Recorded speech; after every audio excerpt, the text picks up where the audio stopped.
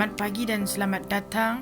Saya Ifah sebagai pegawai pemasaran daripada syarikat Labuka Travel and Tours ingin mengucapkan selamat datang ke Melaka.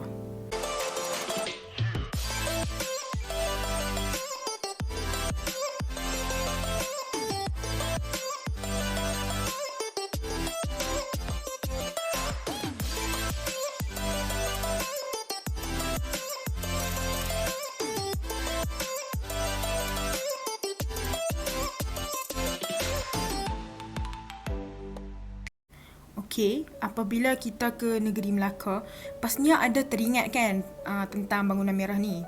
Okey, Bangunan Merah ini terletak di Bandar Hilir di Melaka. Bangunan Merah ini sebenarnya ialah sebuah bangunan muzium di mana ia lebih dikenali sebagai Muzium Sejarah dan Etnografi. Pada awalnya, ia merupakan sebuah dewan bandaran semasa pemerintahan Belanda di Melaka. Nama asal bangunan ini adalah State Use. Bangunan ini telah dibina sekitar tahun 1650-an. Setelah Belanda mengambil alih Melaka daripada tangan Portugis pada tahun 1641 dengan mengikut teres Bukit St. Paul, bangunan State Use ini mempunyai 4 tingkat dan juga keluasan bangunan ini pula adalah 49,200 kaki persegi. Bangunan State Use ini pernah menjadi tempat kediaman Gubernur Belanda sehingga awal kurun ke-18. Selain itu, ia juga merupakan pusat pentadbiran Belanda sehingga tahun 1824. Pada zaman pemerintahan British, bangunan State Use ini terus digunakan oleh pihak British sebagai pusat pentadbiran.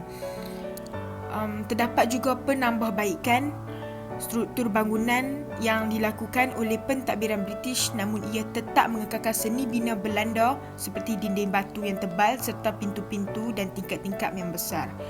Fungsi pintu-pintu dan tingkap-tingkap yang besar ini adalah untuk memberikan pengudaraan yang lebih kepada bangunan yang besar ini. Lepas zaman kolonial, bangunan State Use terus dijadikan sebagai pusat pentadbiran oleh Kerajaan Negeri Melaka sehinggalah ke tahun 1979. Warna asal bangunan ini sebenarnya ialah warna putih, namun ia telah dicatkan kepada warna merah.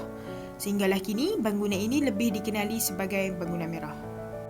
Antara ruang yang terdapat di dalam bangunan State Use ini ialah pejabat Gubernur Belanda, di mana di bahagian siling bilik ini terdapat hiasan ukiran kayu keras berbentuk bunga yang tidak terdapat di ruang-ruang yang lain.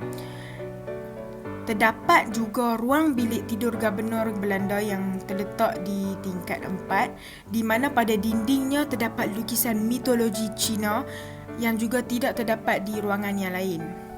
Selain itu, terdapat juga kilang roti Belanda yang berfungsi untuk menghasilkan bekalan makanan berupa roti kepada Gubernur Belanda dan juga kepada para pegawai-pegawai. Dikatakan bahawa roti yang disajikan kepada Gubernur merupakan roti putih, manakala roti coklat yang terlebih masak itu barulah diberikan kepada yang lainnya dan juga dijual.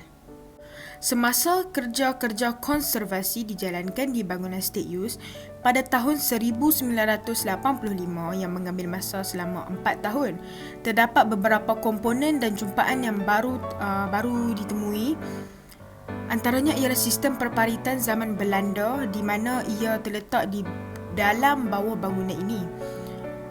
Sekiranya dahulu hanya dapat dilihat sistem perparitan zaman British di luar bangunan ini. Setelah kerja-kerja konservasi dijalankan, barulah dijumpai sistem perparitan Belanda. Ia dipercayai berlingkaran di bawah bangunan ini hingga ke penghujung bangunan dan air terus disalurkan ke Sungai Melaka.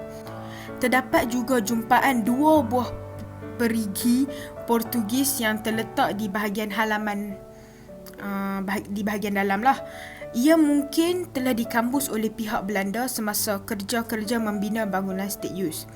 Perigi ini dibina dengan menggunakan batu laterit yang sememangnya sinonim dengan binaan Portugis seperti mana mereka mendirikan Fortaleza di Melaka, iaitu kota Melaka lah.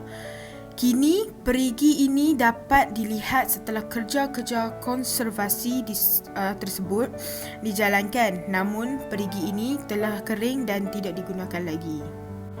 Aktiviti yang boleh kita lakukan di State Youth adalah naik beca pada waktu malam dan bersiar-siar di sekitar kawasan tersebut. Yang kedua, boleh melihat lampu-lampu yang dihiasi dengan cantik.